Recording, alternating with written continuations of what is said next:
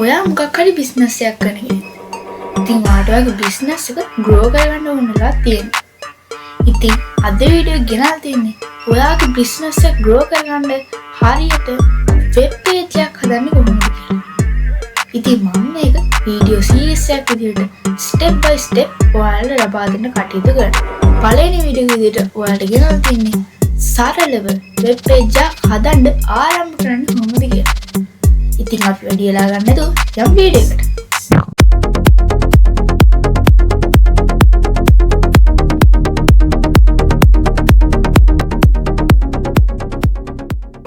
ඉතින් වර්තමානයේ වෙද්දී වෙබ් පේජ් එකක් හදන්න ඇප්ලිකේෂන් ගොඩක් තියෙනවා.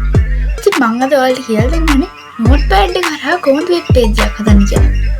ඉතින් මම මුලින්ම ඔයාගේ ලැප්ටොප් එකේ සර්ච් කරගන්න ඕනේ නෝට්පෑඩ් කියලා.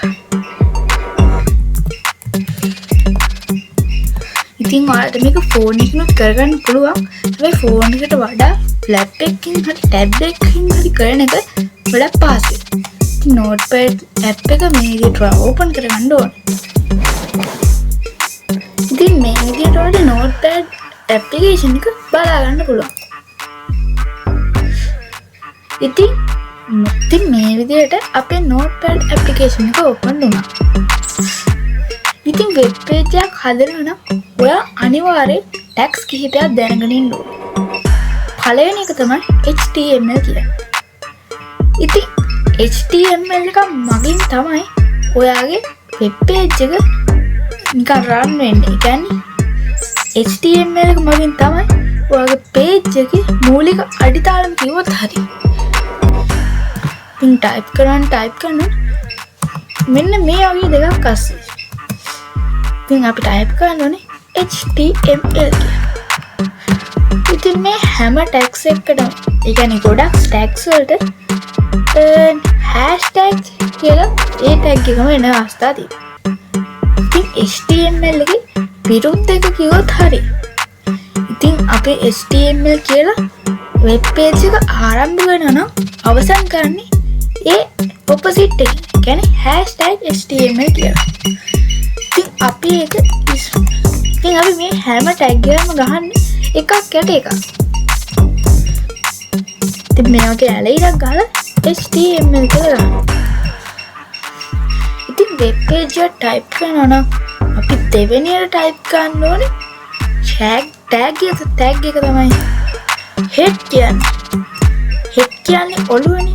ඉතින් මේ වෙබ් පේජ් එකේ head කියන්නේ ඔළුව වගේ තමයි. ඉතින් මේ head එකත් අපි ටැග්ස් ගහද්දි ගන්නවා.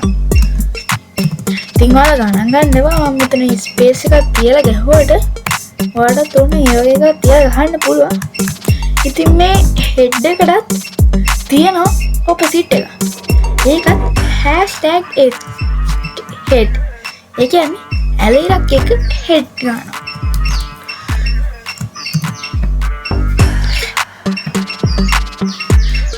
ඉතින් දැන් අපි කරන්න ඕනේ අපේ වෙබ් පේජ් එකට නමක් දෙන්න ඕනේ. ඉතින් අපි නමක් දෙන්නේ කොහොමද? අපි සාමාන්‍යයෙන් මාතෘකාවට කියන්නේ ටයිටල් කියලානේ.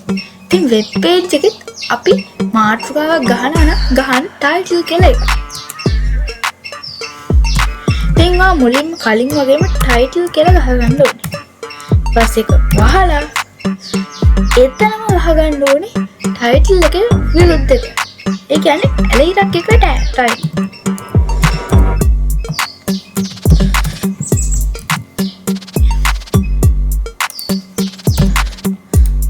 ඉතින් දැන් ඔයාලා මාතෘකාව දෙන්න ඕනේ මේ ටයිටල් ටැග්ස් දෙක අතරට.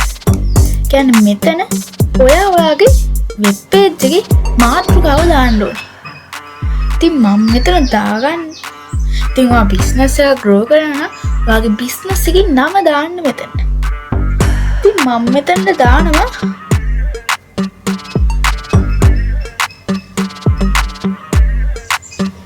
web page learning කියලා.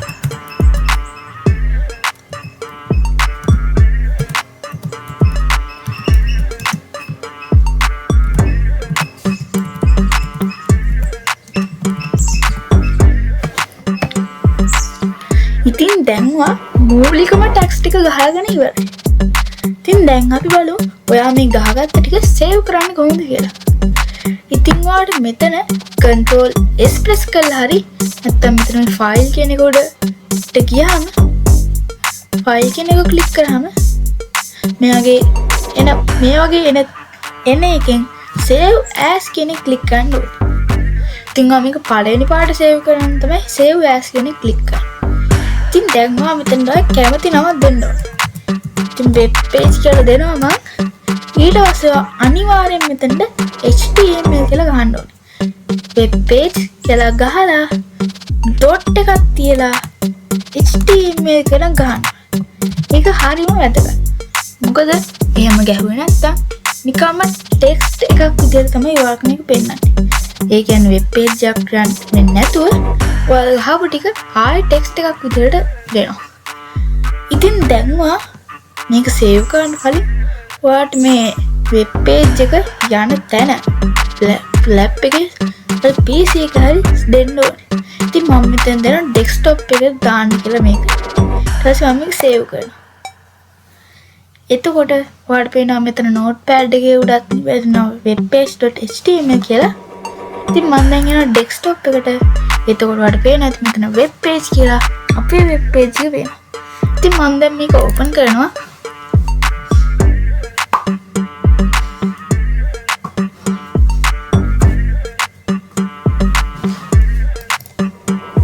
එතකොට පේනවා එතන තාම මොකුත් අපි ටයිප් කරේ නෑ නෙමෙයි. සුදු පාට තීරුවේ ඒ වුණාට ඔයාලට පේනව නේද? මෙතන අපි දුන්න ටයිටල් එක උඩින් පෙන්නනවා. ඉතින් දැන් අපි බලමු නිකන් මේ වෙනකොට දීලා තියෙන වෙබ් පේජ් එකට ගියාම අපි ගාම YouTube එකට ගිහිල්ලා. ඉතින් YouTube එක කියන්නේ වෙබ් පේජ් එක. ඉතින් YouTube එකට දීලා තියෙන ටයිටල් එක තමයි YouTube කියන්නේ. ඉතින් ඒ වගේ අපේ වෙබ් පේජ් එකට අපි දීලා තියෙන ටයිටල් එක තමයි වෙබ් පේජ් ලර්නින් කියන්නේ. ඉතින් ඔයාගේ වෙබ් පේජ් එකට හරියන කැමති නමක් දාන්න පුළුවන්. ඉතින් ඔයා බිස්නස් එකක් කරනවා නම් මොකක් හරි ග්‍රෝ කරගන්න ඕන නම් ඒකේ නම දාන්න මෙතන. ඊට පස්සේ අපි ආයේ notepad එකට යනවා. මොකද අපි තාම මෙතන ටයිටල් එක විතරයි දැම්මේ. ඉතින් මම වෙබ් පේජ් එකට ගියාම දැකලා ඇති නිකන් විකිපීඩියා වගේ ගියාම අපි ගිහලා බලමු විකිපීඩියා එකට.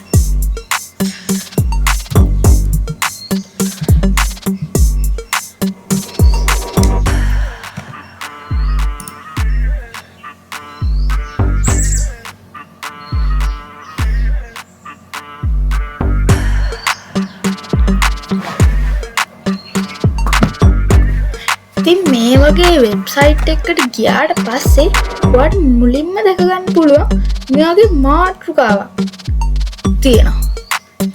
ඒ කියන්නේ වෙබ් පේජ් එකේ නේම් එකට අමතරව වෙබ් පේජ් එකේ මුලින්ම තියෙන ඒ වෙබ් පේජ් එකේ නම. ඉතින් අපි දැන් අපේ වෙබ් පේජ් එකට නම ඇතුළත් කරගන්න ඕන. ඉතින් මම notepad එකට ගිහිල්ලා search මේ type කරනවා web page learning කියලා. ඉතින් දැන් ඔයා මේක නිකම්ම ඉතින් ඔයා මතක තියාගන්න ඕනේ මේ ඔයා ගහන හැම එකම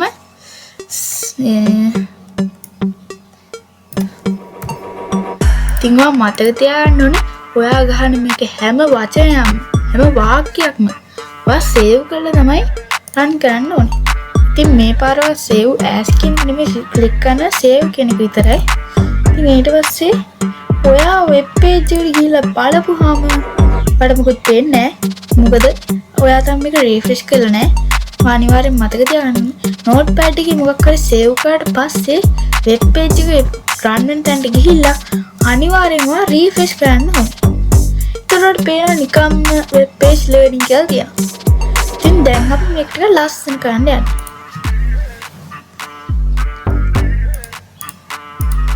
ඉතින් මුලින්ම අපි මේ ටයිටල් එකට ඒ කියන්නේ මාතෘකාවට සයිස් එකක් දෙන්න ඕනේ. ඉතින් මේ සයිස් දෙන්නේ කලින් වගේම ටැග් එකකින්. මේ ටැග් එකේ නම තමයි h කියන්නේ. ඉතින් ඔයා මෙතන H කියලා ගහලා 1 හරි 2 හරි 3 හරි දෙන්න ඕනේ. ඉතින් මෙතනින් ඔයාලා හිතන්නේ මොකද්ද ලොකුම සයිස් එකද? H1ද H3 4 ඒකද? ඔයාලා කිව්වේ H1 කියලා නම් ඔයාලගේ උත්තරේ හරි. මොකද මේකේ සයිස් එකේ අංකේ වැඩි වෙන්න ටෙක්ස්ට් එකේ සයිස් එක අඩු වෙනවා. ඉතින් මම මෙතන දෙනවා සාමාන්‍ය මාතෘකාවක් ටික ලොකුවට තියෙන්න බෑ. ඒකෙන්ද H1 කියලා දෙනවා. ඉතින් ඔයා H1 කියලා දුන්නට වැඩක් නැහැ. ඔයා මෙතන web based learning කියලා ගහලා ඉවරනට පස්සේ H1 එක opposite එක ගහන්න. ඒ කියන්නේ H1 එකේ hashtag එක. ආයෙ ගන්න ඕනේ #H1 කියලා. ඉතින් දැන් ඔයා මේක save කරලා ගිහිල්ලා බලන්න ඕනේ. ඉතින් ඔයා මේක save කරන්න ඕනේ. ඉතින් ඔයාලා මෙහෙම ෆයිල් එකට ගිහිල්ලා ඉන්න නැතුව කෙලින්ම control button එක press කරලා save කරන්න පුළුවන්. ඉතින් දැන් අපි මේක refresh කරාම ඔයාලට පේනවා කලින්ට වඩා ලොකුවට ටිකක් තියෙනවා. ඉතින් සාමාන්‍යයෙන් මාතෘකාවක් තියෙන්නේ page එක මැදනේ. ඉතින් මේකට අපි notepad එකට ගිහිල්ලා H1 එකට දෙපැත්තෙන් ගහනවා center කියලා. ඉතින් මේකත් text එක තමයි ගහන්න ඕනේ. ඉතින් tag එකක් ගහනවා නම් අනිවාර්යෙන් ඒක ඉවර වෙන තැන hashtag එකත් එක්ක ගහන්න ඕනේ.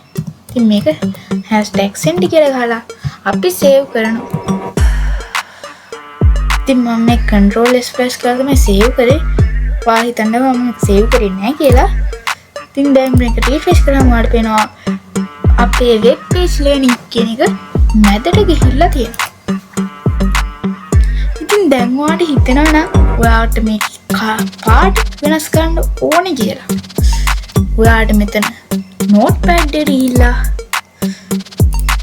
මෙතන center කියන එකට ඉස්සරහින් ගහන්න පුළුවන් font color.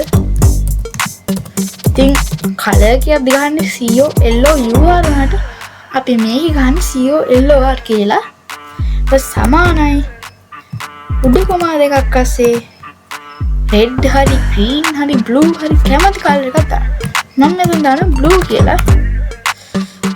ඉතින් මතක තියාගන්න මෙතන bracket දාන්න අමතක කරන්න එපා.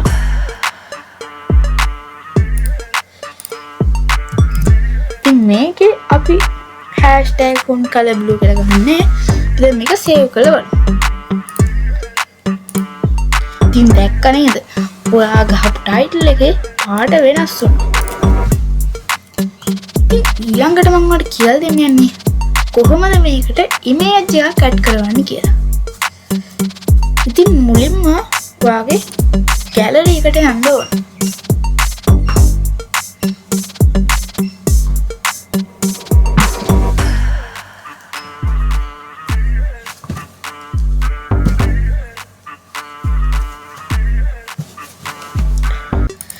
මම දැන් කියලා දෙන්න යන්නේ කොහොමද ලේසියෙන්ම මේක කර හොයාගන්න කියලා. ඉතින් ඔයාගේ ගැලරි එකට ගිහිල්ලා මේ picture එක ඉස්සරහින් එකපාරක් ක්ලික් කරන්න ඕනේ. එතකොට ඔයාට මෙන්න මෙතන එනවා file location කියලා එකක්. ඒකේ මෙන්න මේක ඒකේ ඉස්සරහින් තියෙනවා C users අන්න ඒකවත් copy කරගන්න ඕනේ. ඉතින් මේ copy කරගන්නවා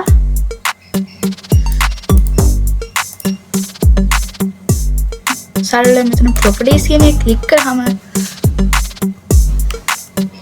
මෙතන location කියන එක අපිට copy කරගන්න පුළුවන්.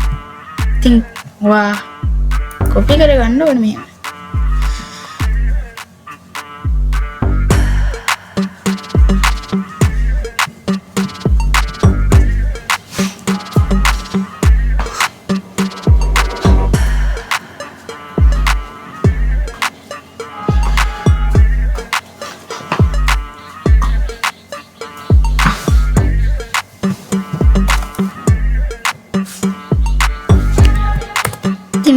control C ගහලා copy කරගත්තා. ඊට පස්සේ මම මේ close කරලා notepad එකට ගිහලා මෙතන downloads කියලා තිබ්බ එක වෙනුවට ඒක paste කරනවා.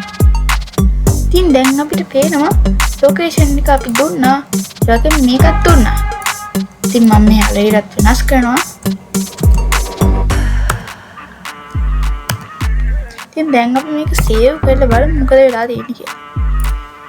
ඉතින් අපි දැන් මේක පේස්ට් කරාම අපිට වෙනවා අපේ ඉමේජ් එක මෙතෙන්ද හරියට සාර්ථකව අප්ලෝඩ් වෙලා තියෙනවා. ඉතින් මම දැන් මේ ඉමේජ් එක පොඩ්ඩක් තියෙන තැන වෙනස් කරන්න යන්නේ. ඉතින් අන්න ඒ විදිහට තමයි ඔයාට වගේ ඉතින් දැන් වා නිකන් අඩුවක් වගේ දැනෙන්නේ නැති.